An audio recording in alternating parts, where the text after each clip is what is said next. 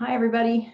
This is Dana Theus with Empower Coaching, and I'm here with Donita Prakash with Brand Transitions, and we're going to be talking about the unique dynamics of large-scale change today, with a particular emphasis on the kind of things that we, anyway, don't see talked about enough, sort of those undisclosed dynamics of organizational change and what you can do if you're leading it or just surviving it to get underneath the change and have it work to your advantage. So I want to introduce Donita. I've known Donita way too long. Matter of fact, I was going back through your LinkedIn, Donita. I think maybe you were at AOL when we met, or maybe you had just left. Yeah, maybe right about that time. Exactly. And through Acumen and everything, like we've been friends and colleagues for a very long time. And this is a conversation you and I have privately a lot. And I'm glad that we'll be having it publicly and also in our women's mastermind next month as well. And Donita, I'm going to let you introduce yourself and Brand Transitions, but I will say that through the entire time I've known you, you have been one of the most creative thinkers. And even when you're not in a startup company, you have a startup mindset. And like me, you seem a little addicted to change, which is pretty cool. I like that. But you've managed to make it into a successful career. So why don't you give us a sense of who you are now? Yeah, thank you, Dana. And I'm just thrilled to be here and love talking to you. And we'll be excited to share some of this that, like you said, we've had private conversations about before a larger audience. So I'm the CEO of Brand Transitions. We turn mergers and acquisitions actions into bottom line success when people have to migrate brands. And what that means usually is the company names are changing, right? Because one company has bought the other, they retire that other company name, but often it's product names are also merging and melding and being recast in the marketplace. So we do program management and strategic communications around all that change and have been involved in some really large scale efforts and have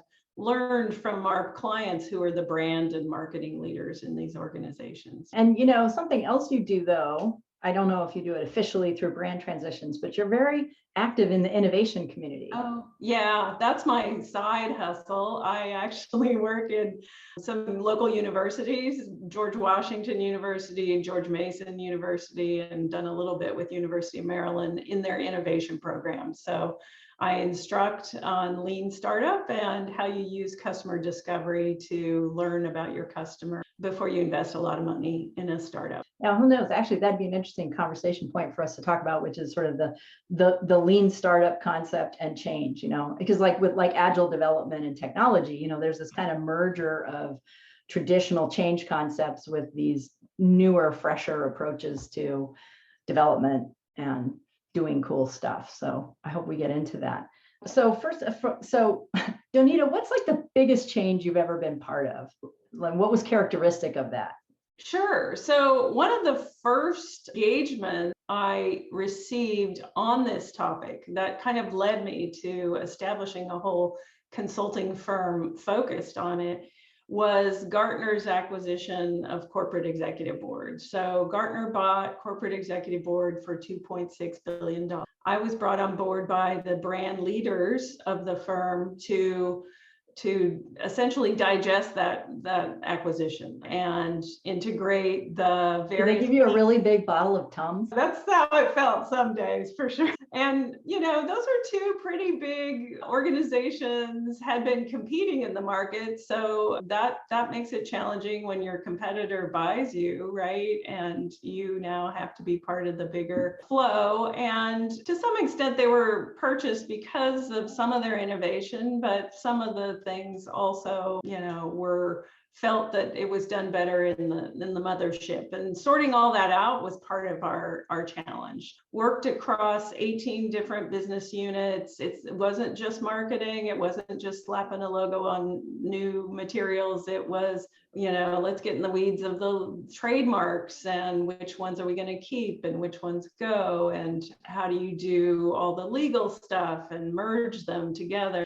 How do you change signs on buildings around the world? So it was a huge project. It took 18 months to complete. And even some of that, certain products were on a longer lead time. So quite a big deal.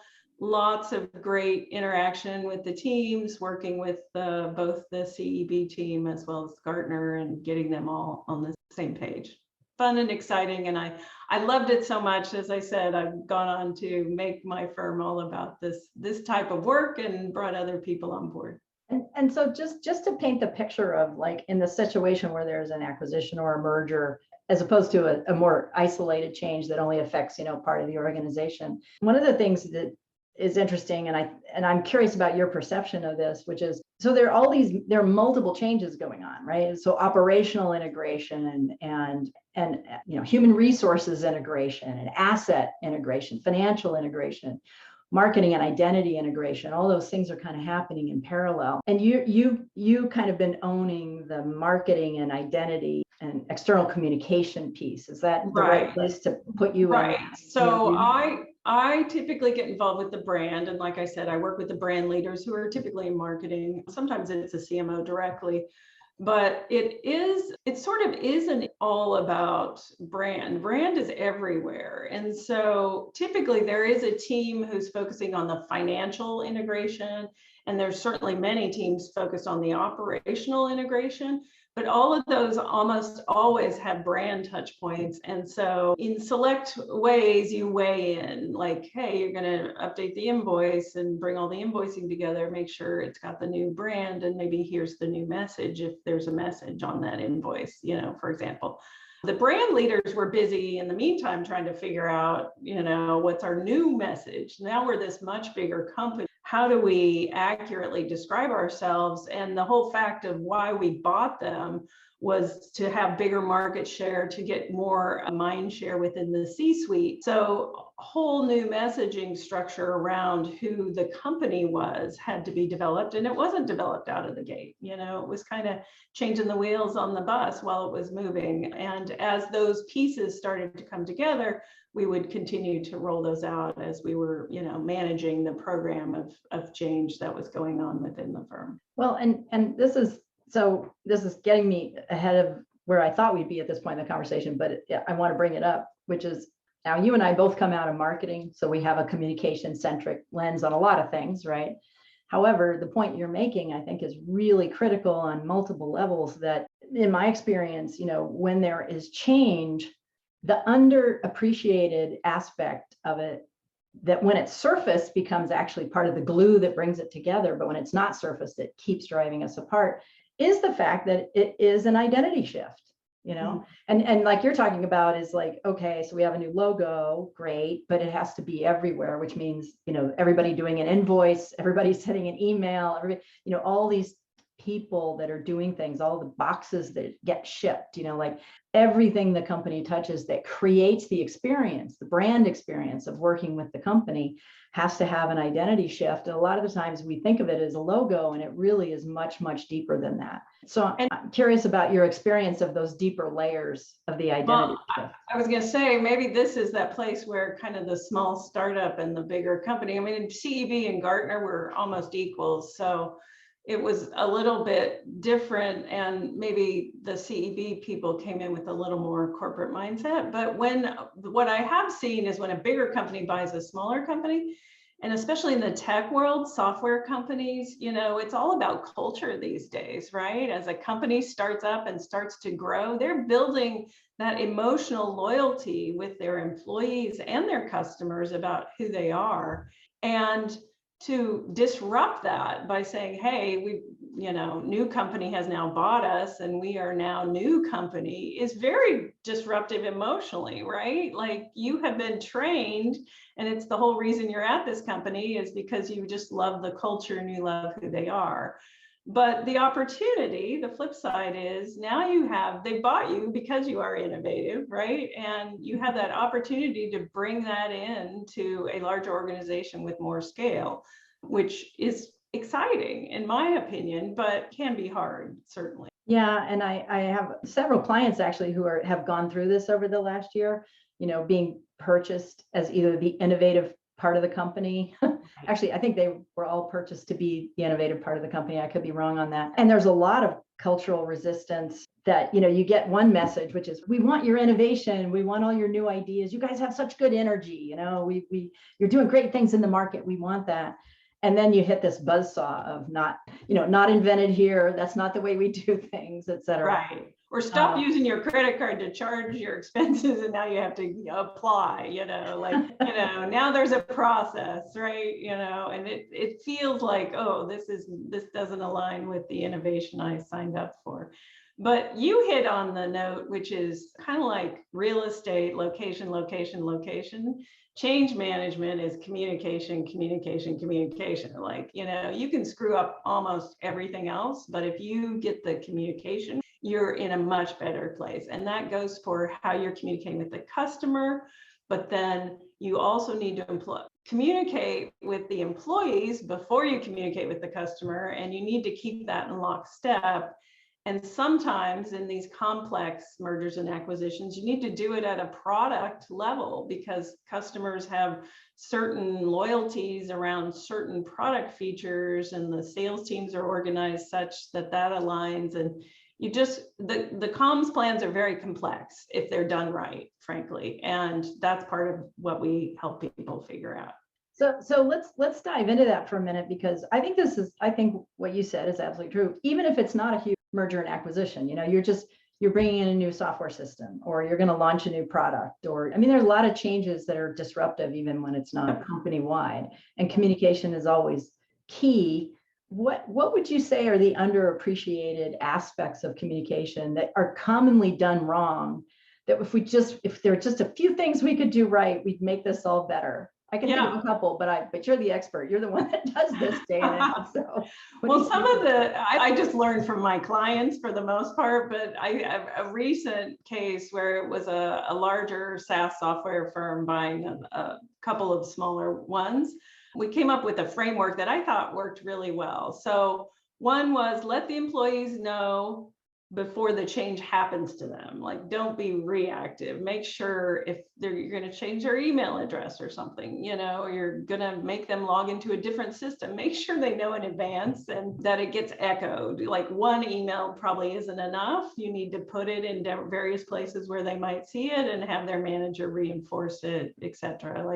Nothing frankly, one-on-one communication to make sure people know what's happening and why it's important.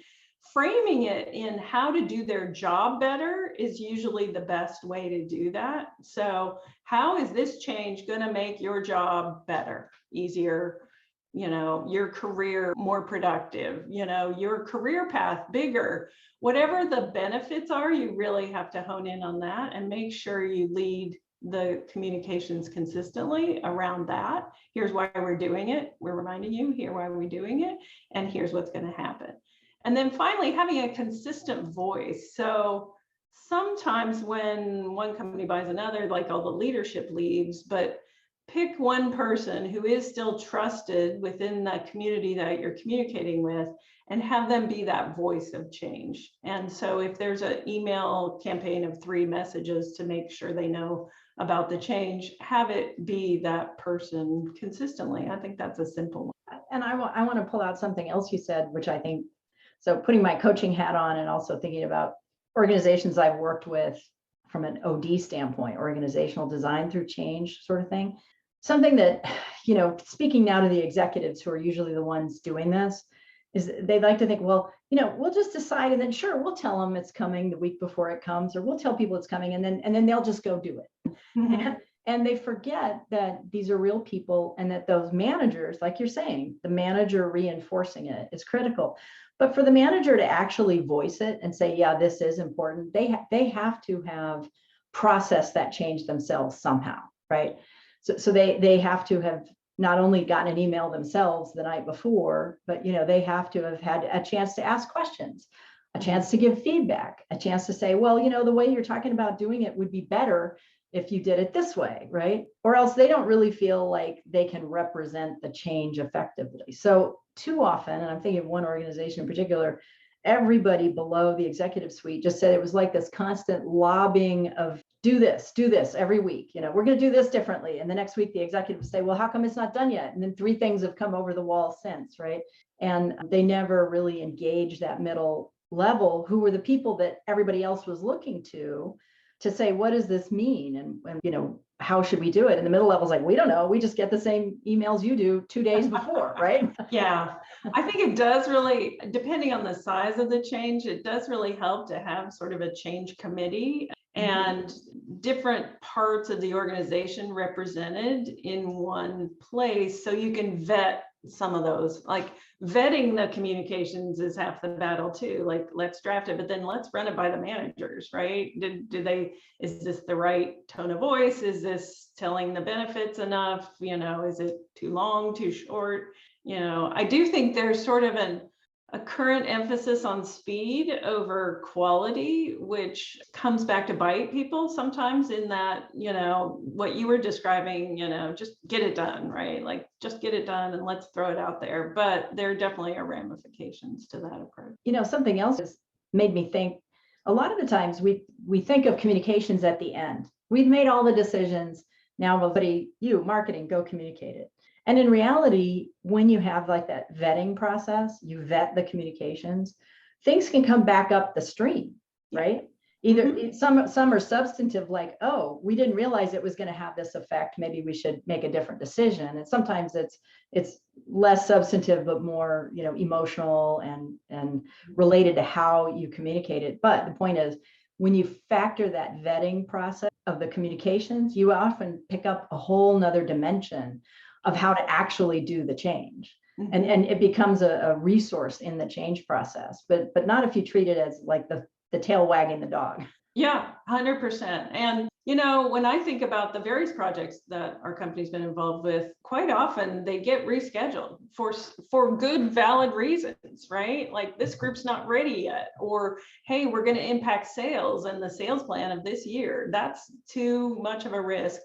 Let's delay the change part so that we can deliver on the revenue plan that we committed to, in order to then change next year, essentially. So it's quite common, I think, that just what you said, once you are involving the people that matter, you start to hear certain consequences that were not originally envisioned, and you needed to plan for and revise the plan. And maybe that's a good bridge into the question of innovation and resistance to change, because a lot of the time that process, like oh wait, we didn't see all the ramifications, let's take another look.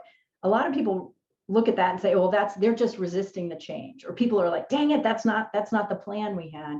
But if you take an innovation mindset, you're kind of like, wait, okay, it's a more fluid reality. We just learn more information. Let's adjust our thinking to this new level of information. Same process, let's delay somewhere, for good reason. Same process, but a much different feel when you're looking at it as we're off schedule versus let's innovate and adapt and adjust. Yeah, absolutely. It's definitely agile cycles, and we did this. This is what's happening.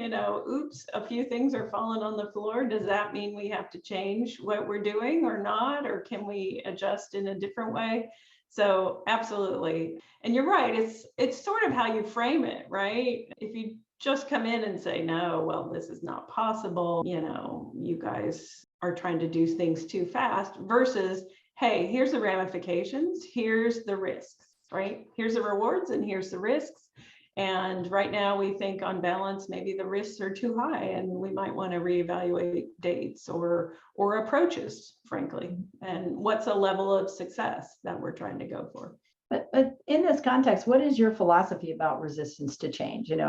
Everybody says people hate change. People hate change. I'm not sure I believe that.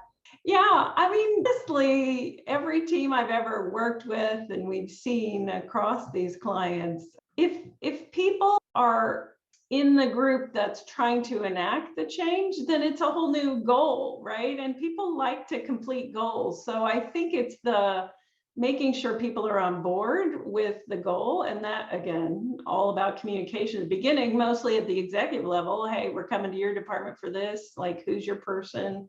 Make sure they're on board with why this is important. But getting that team buy-in really helps, I think. And then they kind of are the advocates deeper into the organization as they're working with their individual teams in order to make something happen. So I actually see less resistance to change.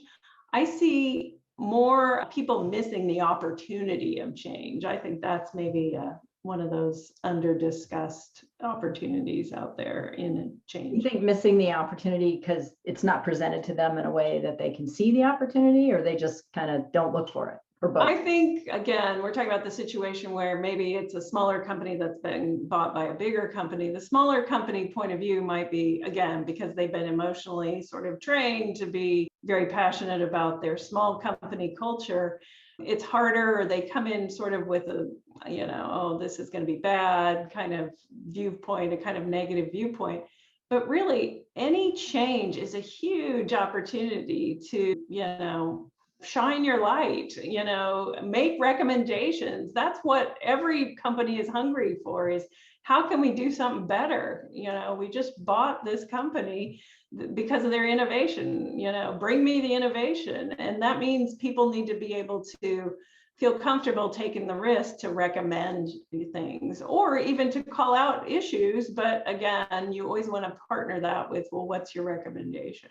Yeah, and I think too that one of the biggest dynamics that I see under discussed and underappreciated that often appears as resistance to change, but I don't think is when they hear, well, we want your ideas, we want your recommendations. And then people say what they think and they don't feel heard.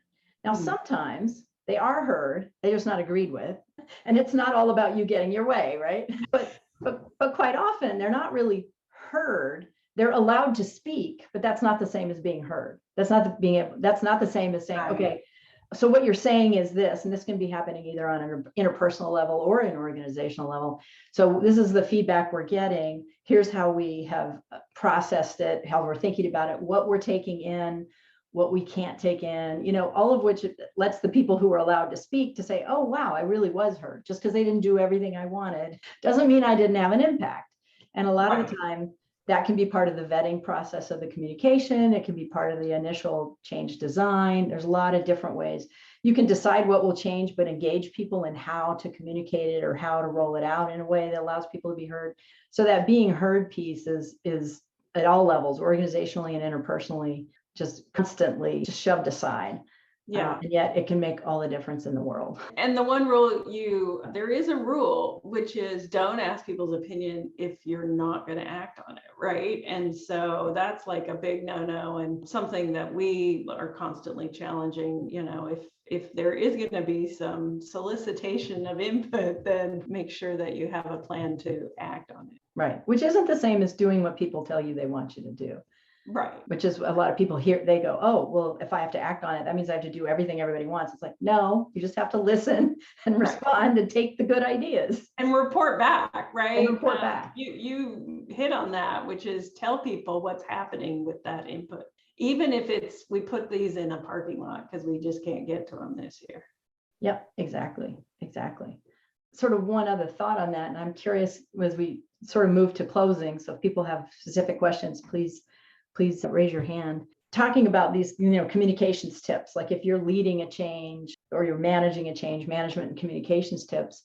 One of the things that I think is a part of the underappreciated aspect of the identity shift is it's one thing to say, well, the company is shifting its identity, but the people have to shift their identity too. Sometimes it's because they have a new title or a new reporting structure, but oftentimes they may have the same title and same reporting structure, but that brand on their email or their business card, if those still exist, like there is an identity shift that people need to process. They have to come to understand the meaning of the new brand, the new role, the new market presence, whatever it is. So what are your top communications tips into their new identity and new way of thinking about whatever the change was? Yeah, some of the best practices I've seen is there is an acknowledgement of the fact that there's a new personal brand is what we tend to call it, right? That goes to how do you represent yourself? And to your exact point, you need to know what to say. And so giving people sort of the speaking points is very important, especially in sales, right? Because they're the ones talking to the customers, but you really want to offer that up to everyone. And I think many companies today having innovative use of technology where they do a brand video, right, which gives you those speaking points. They do some recordings of employees going from, here's what we used to say to here's what we say now. So they actually invest some resources in making sure that is widely communicated across the new, bigger organization of, hey, here's how we talk about ourselves now. And that's not to be taken lightly. That's how you transfer that brand equity and get that bigger bang in the marketplace, because you invest millions in your branding, right? If you invested in it, you want everybody to use it. And all your employees are your salespeople at the end of the day, because they represent you out there in the marketplace, regardless of what their role is. One thing I wanted to jump in, I know it's the last few minutes, but you had specifically about managers. I think managers have a special role in doing a couple things. One, inspiring trust. So we all, have a low level of trust these days for organizations, but often the people to people stuff is the high level of trust. Continue to do what you say you're going to do is really important to inspire trust in your employees.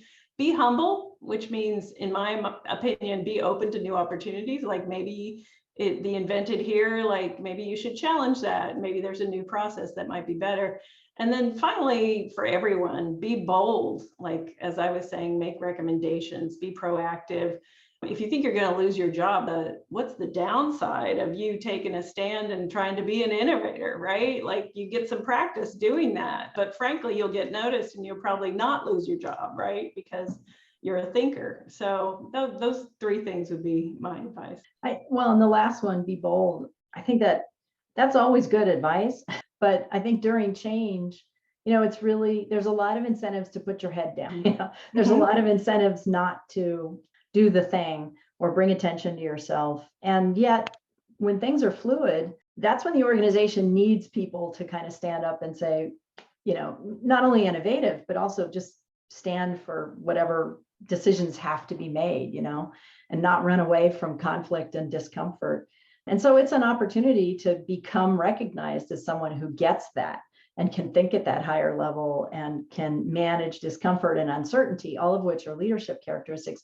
And if you think about it, in the day-to-day of business, there are fewer opportunities than there are during change to be seen as someone who can manage an uncertainty. And so in some ways, it's the best environment to stand up, not just to be seen, but to prove to yourself and to gain the skills of, managing in chaos and not needing to know all the answers to be able to produce results and get things done. Yeah, 100%. And those are the skills we all need in this future world of work. Everything's getting pushed down to the individual level, and you got to make your plans and make recommendations like a manager, even if you're not, frankly. Yeah. And if you're worried about losing your job, come up with I call it the plan B, like your plan B list of things to do. Like, well, if I get fired, if I quit tomorrow, what would be the first 10 things I'd do? And if you have that in your hip pocket, it kind of frees you a little bit, not to take stupid risks, but to be thinking more freely, like, well, I have a plan. If I lose my job, I have a way forward. I love that. Yeah. So it's a little less scary. Well, just so I think we are officially done with all the points you and I had planned to talk about. And I'm curious as to whether there's folks on the line who are wondering about applying these principles to specific kinds of change, like, a new product launch or a reorganization. There's a lot of change around reorganization that I think a lot of these principles apply equally. And sometimes we just think, well, we publish a new org chart, but it needs to be communicated. You need to think about the ramifications. You need to involve people and get the managers conversant about what this change is going to mean to other people. So if anyone has any specific questions or thoughts, now's the time to offer them or share them or ask questions. And so, Donita, I'll just ask you this one last question while we wait. Oh, it's Jasmine. And I'm just going to put the question out there for maybe Jasmine has an opinion on this too, which is, are there any gender dynamics that you experience about change that are worth us talking about? Well, first, thank you so much for this conversation. It's really interesting. And I really am grateful, Dana, that you just brought that point up of when we're maybe talking about smaller change than a whole merger, but just change within the organization that we live in. And that is happening right now in my department by adding an additional person. And that's who's Haley, who's also listening here. And I just wonder if you would speak more to that point, because I think that this conversation is helping me think about some of the communication steps that we are going to want to take as a department in even the coming weeks to start to help, especially our leadership team, understand how the changes in this department is going to impact them, because there's lots of things where they used to come to me for something and now they're going to need to go to Haley, and it's going to be like there's going to be confusion about who should be at the table, and also just new relationships forming. And I just would love to hear any other kind of tips you have for that kind of internal change process where everybody's aware this has happened, and yet I think most of them have not thought at all about how it's going to actually impact them, besides the people who are actually getting a new supervisor. But outside of that, my guess is people haven't really thought about how this is actually going to be a pretty big change that they're going to experience. So one thought I have, Jasmine, goes back to one of those principles around communicating. How does bringing a new person on in your department help your clients, your internal clients, do their job better, right? So making it in context of what's the win for that. And then maybe if you need to communicate within your own department similarly, and maybe it's a different win, how is this helping them do their job? Yeah, I think that's a good one. And I think the other thing is, so there's one thing to send out the email and say, Haley's here, welcome Haley, this is her job description and here's her title, and you have to do that. And in that context, as Donita says, it's an opportunity to sort of say why this is great. It's also an opportunity for you to provide a vision of your department and how it's evolving, to reframe and reestablish how they should see not just her or you and her, or the individuals, but your whole department and what you're capable of with this new headcount. But I do think so. It's a great opportunity to kind of re-articulate everybody's identity. But then when it comes down to like, well, who should they call and things like that, there's probably 10 different meetings that Haley will go to instead of somebody else, and you'll be shuffling around the responsibilities. And you can list all those 10 things, but frankly, one of the best things to do is just to find out, like, what are those things that they usually would go to you for or somebody else that now they'll go to her for, and just call that out and say, how you usually call me with this kind of problem and this kind of problem and this kind of problem. Now I want you to call Haley. And they'll go, great. And then they'll forget and they'll call you and you go, remember how I told you that now for these kind of problems, you need to call Haley? So you just, be patient and say, okay, and once they've been reminded a few times, it's kind of like learning a new piece of software, or something on your software menu changes and you keep doing the wrong thing 3 times. And after 3 times, you realize, oh, right, this is the menu item I have to go to. It's like retrain, it's muscle memory, and you have to be patient with that. And you can use it, particularly with senior management, as an opportunity to reiterate how, oh, well, now Haley is now able to do this so that I can do this, or somebody else can do this, and use those as excuses to remind them of the bigger shift that's happened. But in reality, it's just changing the muscle memory, one person at a time, hopefully several times. Yeah. I mean, sometimes we feel like we're repeating ourselves, but again, a brief second and in their mind about your departmental changes is going to be forgotten. So I would just, it's just like brand recognition, like 7 times, you need to tell them 7 times. I think it's the same on any kind of change. You have to keep reiterating it and reinforcing it. Yeah. And going back to the communications principle in general, those of us who make the change, we've been thinking about it for months, maybe years. This is very old hat to us by the time we start communicating it, and we forget that other people haven't been spending that same amount of time and energy on it, and we just have to be patient while they come back around, and consistent. We have to be consistent. So if you want them to go to Haley for something instead of you, but then they come to you and you're like, oh, I can just do that, you've just untrained them again. I don't know if that answered your question, Jasmine. Yes, that was incredibly helpful. I really appreciate it. You're welcome. Anyone else have a specific question? I am curious, Donita, if you had any thoughts on the gender dynamic. Actually, I did think long and hard about that. I can't point to specific examples, but I will say there are role differences. There are definitely departments in corporations that are more testosterone fueled, I would say, just to call out like maybe legal, finance. And I think it's because they're busy managing the risk of an organization. And so they're maybe of any more change resistant, right? Because you don't want to mess with the revenue stream or the legal risks, and their job is to be the watchdogs of that. So it's not so much that they're male or female, frankly, but I just feel like they kind of come in guns blazing sometimes when there's change they didn't know about. And, even if it's the first meeting where we're trying to explain the change, but I think the way to get past that resistance is to ally with them and be their advocate, which is what I found has been really useful, is like, hey, I know you're trying to get to X. I'm going to help you get there. And you're going to have to spend less time on trying to communicate why that's important, because I'm going to have your back, basically.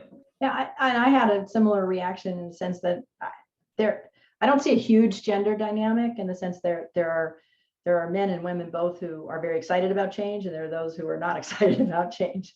They do tend to express themselves differently often, as we often do in many things.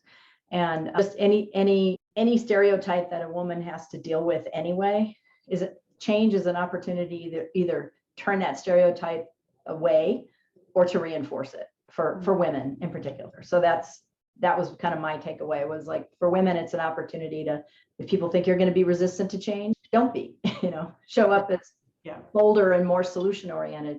And it can be an opportunity to reframe your personal brand. That was kind of my takeaway on that point. One thing anecdotally I've seen is I tend to see women leave more in the case of a merger acquisition, like to leave. And I don't know the reason there, but it may be that they feel less empowered to make those changes or to come in with recommendations. And that's one thing I'd like to change, right? That's the whole thing about be bold, like, make recommendations. You're as informed as anyone about your role, like, own it, and trying to make the change at least before you give up and leave, right? That's an interesting observation. I have probably anecdotally also seen that. And I don't know if this is exactly why, but I do notice that during change, there's a lot of competitive dynamics, musical chairs kind of thing. And some women don't feel like they can win. And some women don't win because if there's an old boys club aspect to it. And so that they feel like their better option is just to leave. And I think that's very personalized, but I do think it's real. I do think it's real, all those things. Yeah, I tried to find some stats, but I couldn't find any actual.